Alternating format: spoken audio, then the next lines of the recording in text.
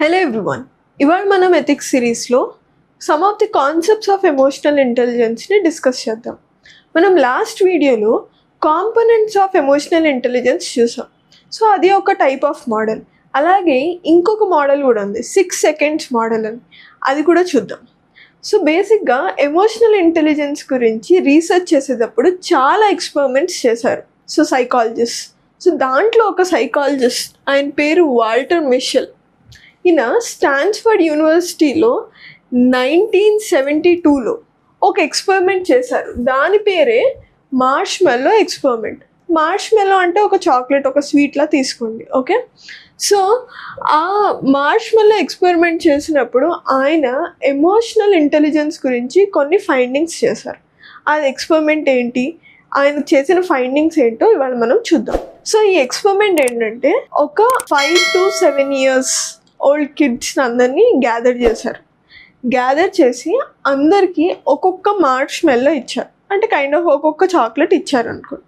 So ఒక్కొక్క chocolate ఇచ్చి వాళ్ళకి ఏం చెప్పారంటే, ఒకవేళ మీరు ఇప్పుడే తినేస్తే అంత అయిపోయింది, ఆర్ మీరు 15 minutes వెయిట్ చేసి తింటే నేను ఇంకొక చాక్లెట్ ఇస్తాను, ఇంకొక మార్ష్మెల్లో ఇస్తాను అని చెప్తారనమాట. So it was the choice for the kids. వాళ్ళు ఎయిదర్ ఇప్పుడు మార్ష్మెల్లో తినేయచ్చు, ఆర్ 15 minutes వెయిట్ చేస్తే సెకండ్ దొరుకుద్ది. సో దాంట్లో కొంతమంది కిడ్స్ అప్పటికప్పుడే తినేశారు, దే డెంట్ వెయిట్. కొంతమంది కిడ్స్ సస్టైన్ చేసి వెయిట్ చేసి 15 minutes ఇంకొకటి వచ్చిన తర్వాత తిన్నారనమాట. దీంట్లో ఆ కిడ్స్ ఎవరైతే 15 minutes తర్వాత తిన్నారో, they have exhibited the component of self regulation. Self ఎమోషన్స్ని కంట్రోల్ చేసుకోగలిగారు. అండ్ వాళ్ళ గ్రాటిఫికేషన్, అంటే ఇప్పుడు చాక్లెట్ తినడం వల్ల హ్యాపీనెస్ వస్తుంది కదా, దాన్ని వాళ్ళు డిలే చేసుకోగలిగారు for better cause. So quality ఇంకొకటి దొరుకుద్ది, so I can get more happiness. So more happiness కోసం వీళ్ళు మొమెంటరీ హ్యాపీనెస్, టెంపరీ హ్యాపీనెస్ని ఆపుకోగలిగారు. So they could delay their gratification అనమాట. అయితే దీంట్లో ఏం తెలిసింది ఈయనకి, ఈ ఎక్స్పెరిమెంట్ చేసిన తర్వాత ఈ కిడ్స్ ఎక్కడికక్కడ వాళ్ళ ఇంటికి వెళ్ళిపోయారు. దాని తర్వాత as they progressed in life, అంటే వాళ్ళకి ఆ 5 to 7 years కిడ్స్కి 12 years వచ్చినప్పుడు వాళ్ళ అకాడమిక్ పర్ఫార్మెన్స్ ఎలా ఉంది, 18 years వచ్చిన తర్వాత వాళ్ళ పర్సనాలిటీ ఎలా ఉంది, 25 years తర్వాత వాళ్ళు ఎలా ఉన్నారు అనేది ఈ ఎక్స్పెరిమెంట్లో ఫైండింగ్స్లో ఉన్నాయన్నమాట. So when they reach 25 years, ఎవరైతే 15 minutes సస్టైన్ చేసి సెకండ్ మార్ష్మెల్లో వచ్చిన తర్వాత తిన్నారో వాళ్ళు proved to be more successful. So వాళ్ళకి సెల్ఫ్ రెగ్యులేషన్ అనేది వాళ్ళు చిన్నప్పుడే దే కుడ్ టేక్. సో ఎప్పుడైతే మీ పిల్లలు 25 years ఏజ్కి వచ్చారో వాళ్ళ అకాడమిక్ పర్ఫార్మెన్స్ కానీ వాళ్ళ లైఫ్లో కానీ వాళ్ళు చాలా సక్సెస్ఫుల్గా అనిపించారు.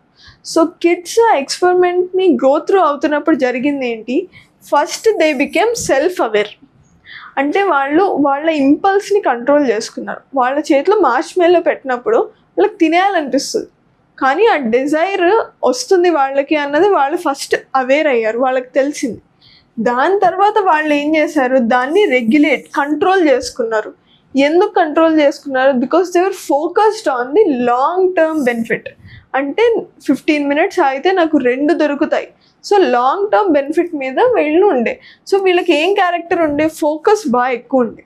దాని తర్వాత మోటివేషన్ ఏంటి అంటే, they became very socially competent అన్నమాట.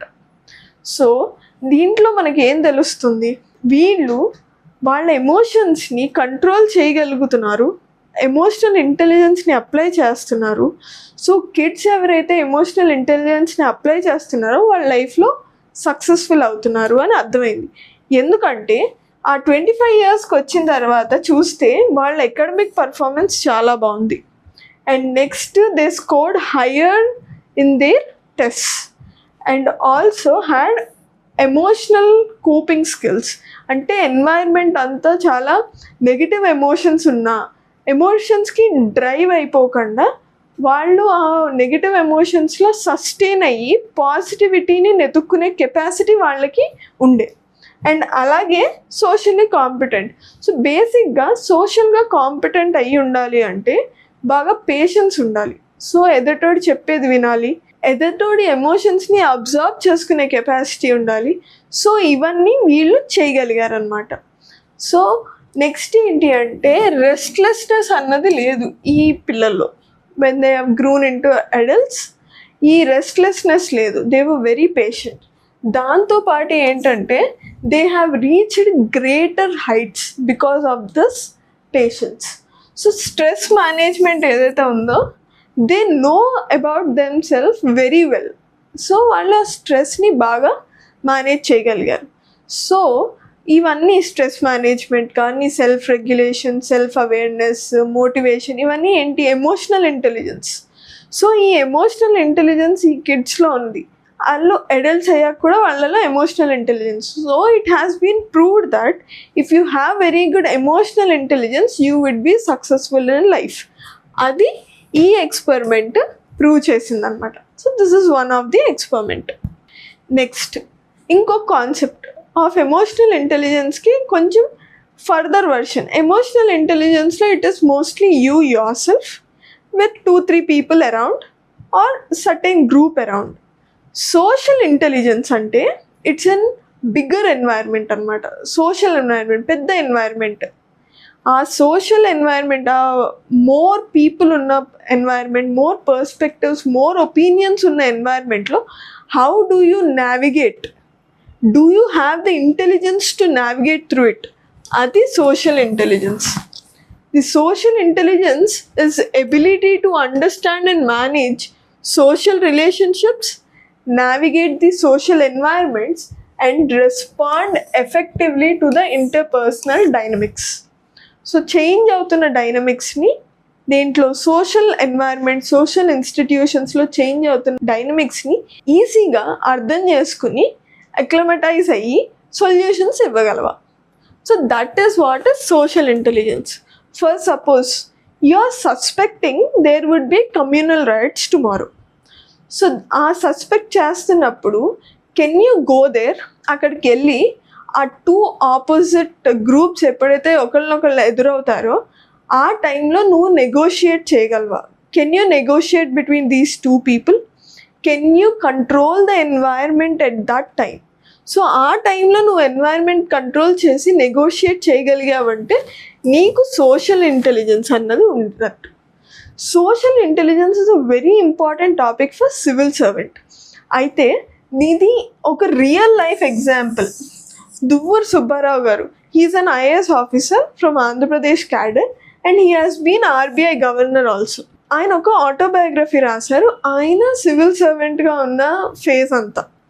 సో దాంట్లో ఆ ఆటోబయోగ్రఫీ పేరు జస్ట్ ఎ మెర్సినరీ అనమాట. దాంట్లో ఒక చాప్టర్ ఉంటుంది, make the hassle slowly. So changes ఏవైతే ఉంటాయో అవన్నీ కొంచెం స్లోగా చేయాలి అని. ఎందుకంటే he has learned very big lesson as civil servant అని చెప్పి రాస్తారు దాంట్లో. ఒకసారి ఆయన ఖమ్మంకి డిస్ట్రిక్ట్ కలెక్టర్గా అపాయింట్ అయ్యారు. అపాయింట్ అయినప్పుడు when he was doing his inspection he has found that tribal lands అన్నీ నాన్ ట్రైబల్స్ చేతిలో ఉన్నాయి. ల్యాండ్ రెగ్యులేషన్ యాక్ట్ ప్రకారం ఇది కరెక్ట్ కాదు. అసలు ట్రైబల్ ల్యాండ్ నాన్ ట్రైబల్స్ దగ్గర ఉండడం ఏంటి అని ఫస్ట్ చూసారనమాట.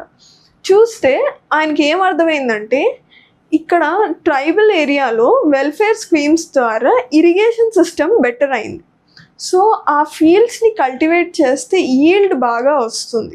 అది అబ్జర్వ్ చేసిన big farmers in East and West Godavari where the land is very fertile but irrigation అప్పట్లో కొంచెం తక్కువ ఉంటే వాళ్ళు ఏం చేశారు, అక్కడ ల్యాండ్స్ని అమ్మేసి ఖమ్మంలో ల్యాండ్స్, ఈ ట్రైబల్ ల్యాండ్స్ని కొనుక్కున్నారు. సో ఈ ట్రైబల్స్కి ల్యాండ్ ఇచ్చినప్పుడు యాక్చువల్గా ఏంటి, ల్యాండ్ రెగ్యులేషన్ ప్రకారం వాళ్ళకి అసలు ఇవ్వకూడదు. ఎల్టీఆర్ ప్రకారం నాన్ ట్రైబల్స్కి ఆ ల్యాండ్ చెల్లదు, that's completely for tribals. So నేను యాక్షన్ తీసుకుంటా అని ఆయనే రాస్తారు. Due to my over enthusiasm and the youthful enthusiasm I had, నేను మొత్తం అన్ని డిపార్ట్మెంట్స్కి లెటర్ రాసి నాన్ ట్రైబల్స్ ఎవరైతే కొనుక్కున్నారో అవన్నీ ట్రైబల్స్కి మళ్ళీ వెనక్కి ఇచ్చేయాలి అని చెప్పి అన్ని రిజల్యూషన్స్, జిఓస్ కోసం ట్రై చేస్తున్నాను నేను అన్ని డిపార్ట్మెంట్స్ దగ్గరికి వెళ్ళి. అప్పుడు ఒక ప్రాబ్లం వచ్చింది. ఎవరైతే నాన్ ట్రైబల్ ఫార్మర్స్ ఈ ల్యాండ్ కొనుక్కున్నారో వాళ్ళందరూ దే స్టార్టెడ్ ప్రొటెస్టింగ్. వీళ్ళ దగ్గర ఎక్కువ పవర్ ఉండేది. When they started protesting it went till the chief ministers office. అప్పుడు చీఫ్ సెక్రటరీ కూడా ఫోన్ చేసి ఈయనకి చెప్పాల్సి వచ్చింది. బట్ ఫస్ట్ ఇన్ సొఫిస్టికేటెడ్ వే, నువ్వు చేస్తుంది ఇట్స్ బ్రింగింగ్ క్యావోస్ అని. అప్పుడు చీఫ్ మినిస్టర్ ఉన్న Chenna Reddy when he has visited Khammam, ఫస్ట్లో అంత బాగానే ఉండే, కానీ ఈ ప్రొటెస్ట్ ఎంతలా ఇంపాక్ట్ చేశాయంటే చీఫ్ మినిస్టర్కి అనిపించింది that he is losing his vote bank. So he turned little bit harsh towards this IAS officer. So తినకి అర్థం కాలేదన్నమాట. సో మొత్తం అంతా క్యావస్ అయిపోయింది. ఇక్కడ నాన్ ట్రైబల్ ఫార్మర్స్ వాళ్ళు ప్రొటెస్ట్ చేస్తున్నారు, the executive is not supporting him.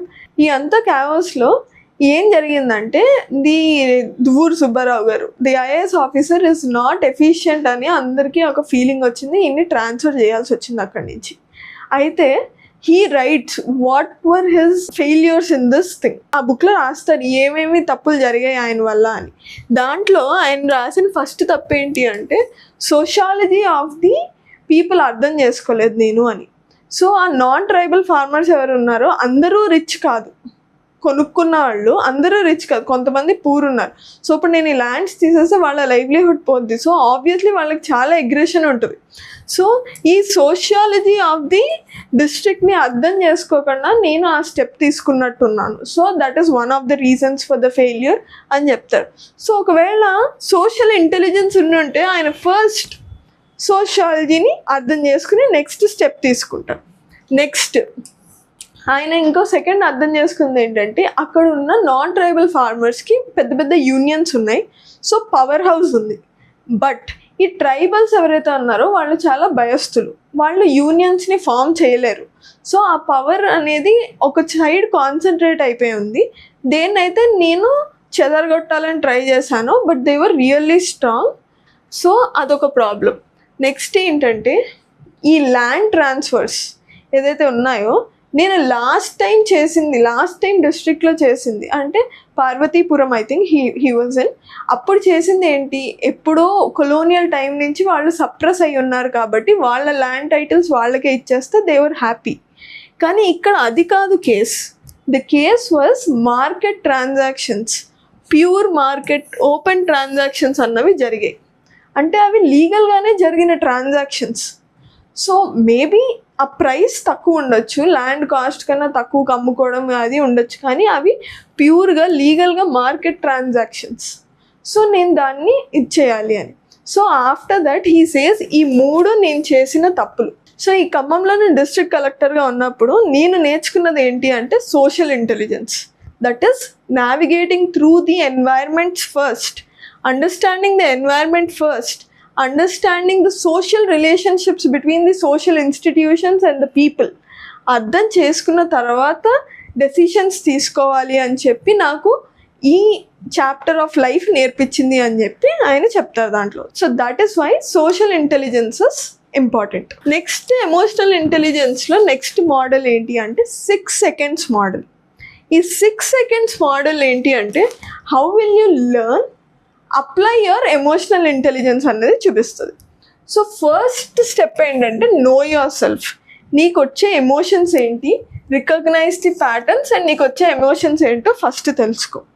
దాని తర్వాత చూస్ యువర్ సెల్ఫ్ అంటే consequential thinking, how to navigate through the emotions. దాని తర్వాత ఒక్కొక్క కేస్కి దాని కాన్సిక్వెన్సెస్ ఏముంటాయి అన్నది చూసుకోవడం. దాని తర్వాత optimism, positivity and having an intrinsic motivation. And the third part is give yourself. Give your సెల్ఫ్లో ఏంటంటే increasing your empathy and also pursuing your noble goals. So దీంట్లో ఒక ఎగ్జాంపుల్ తీసుకొని చూద్దాం. సో ఒక బ్యూరోక్రాట్ ఒక డిస్ట్రిక్ట్లో పోస్ట్ అయి ఉన్నారు. వాట్ హీ అబ్జర్వ్స్ ఇస్ లోకల్గా ఫైల్స్ చాలా స్లోగా మూవ్ అవుతున్నాయి, there is lot of delay in the movement. So తనకి ఏమవుతుందంటే కోపం వస్తుంది, పేషెన్స్ నశించిపోద్ది అనమాట, చాలా కోపం వచ్చేస్తూ ఉంటుంది. ఆ టైంలో ఈ మోడల్ అప్లై చేస్తే ఏంటి, ఆయన కోపం వస్తుందని ఆయనకు అర్థమైంది. నెక్స్ట్ ఏంటి, ఏ టైంలో కోపం వస్తుంది అన్నది రియలైజ్ అయ్యాయి. ఎప్పుడైతే ఫైల్స్ డిలే అవుతున్నాయో అప్పుడు కోపం వస్తుంది. అసలు ఎందుకు నాకు కోపం వస్తుంది అని చెప్పి చూసుకున్నాడు. నో యువర్ సెల్ఫ్, అదే కదా. సో హీ అండర్స్టూడ్ దట్ నేను ఇప్పుడే పోస్ట్ అయ్యాను కాబట్టి నేను నన్ను ప్రూవ్ చేసుకోవాలని చూపిస్తున్నా. So he is wanting to prove himself. So to prove himself he is craving for the faster movement of files. So ఇది తప్పు కదా అని ఫస్ట్ రియలైజ్ అయ్యా. నెక్స్ట్, చూసింగ్ యువర్ సెల్ఫ్ అంటే ప్రతిదానికి కేస్కి దాని కాన్సిక్వెన్సెస్ ఏంటి, నీ ఆప్టమిస్టిక్గా ఉన్నాయా లేదా. సో వాట్ హీ డిడ్, ఇంపల్సివ్గా కాదు, వీక్లీ ఫైల్ ట్రాకింగ్ పెడదాం, ఎక్కడెక్కడ ఉన్నాయి ఫైల్స్, వీక్లీ అప్డేట్స్ ఉండాలి అని చెప్పి అనుకుంటాడు. So that he has made a transparent system. దాని తర్వాత గివ్ యువర్ సెల్ఫ్, ఇది మోస్ట్ నోబుల్ అనమాట, మోస్ట్ బెస్ట్ ఇది. సో దీంట్లో ఏం చేస్తాడంటే ఫస్ట్ టు ఇంక్రీజ్ ఎంపతి అన్నాడు కదా. సో అందరు సబార్డినేట్స్ని పిలిచి అసలు ఎందుకు ఫైల్స్ లేట్ అవుతున్నాయని చెప్పి డిస్కషన్ పెడతారు. డిస్కషన్ పెట్టినప్పుడు తెలుస్తుంది ఏంటి అంటే వర్క్ ఓవర్లోడ్ అయిపోయింది, ప్లస్ ట్రైనింగ్ సరిగ్గా లేదు. దానివల్ల ఏమవుతుంది, ఈ ఫైల్ మూమెంట్ అన్నది స్లోగా జరుగుతుంది. సో తను ఫస్ట్లో ఏమనుకున్నాడు, అదేంటి వీళ్ళందరూ లేజీగా ఉన్నారు అందుకే ఫైల్స్ మూవ్ చేయట్లేదు. That is wrong. సో తిను వాళ్ళతో ఎంపథైజ్ చేసి అప్పుడు వాళ్ళతో డిస్కషన్ పెట్టినప్పుడు ఆయనకు అర్థమైంది వీళ్ళు లేజీగా లేరు, వర్క్ ఓవర్లోడ్ అయ్యింది అని. So he had increased his empathy. దాని తర్వాత he has pursued a noble goal, అంటే వీళ్ళందరికీ ట్రైనింగ్ ఇవ్వడం, దాని తర్వాత వీళ్ళందరికీ హెల్ప్ చేయడం, how to make it better, సిస్టమ్ని బెటర్ ఎలా చేయాలి, ద ప్రాసెస్ని బెటర్ ఎలా చేయాలో వాళ్ళకి ఈయనే హీ ట్రైన్డ్. అప్పుడు తినకి he has earned the trust of the subordinates. దాంతోపాటు as he wanted citizen friendly environment and fast file movement కూడా జరిగింది. సో ఈయన ఎమోషన్స్ని రికగ్నైజ్ చేయడం వల్ల he did not do mistake here, he came till giving yourself, noble గోల్స్ని pursue చేశారు. So this is another model after David Goleman's 5 components తర్వాత this is 6 seconds model అనేది another model in which the emotional intelligence can be seen. Thank you.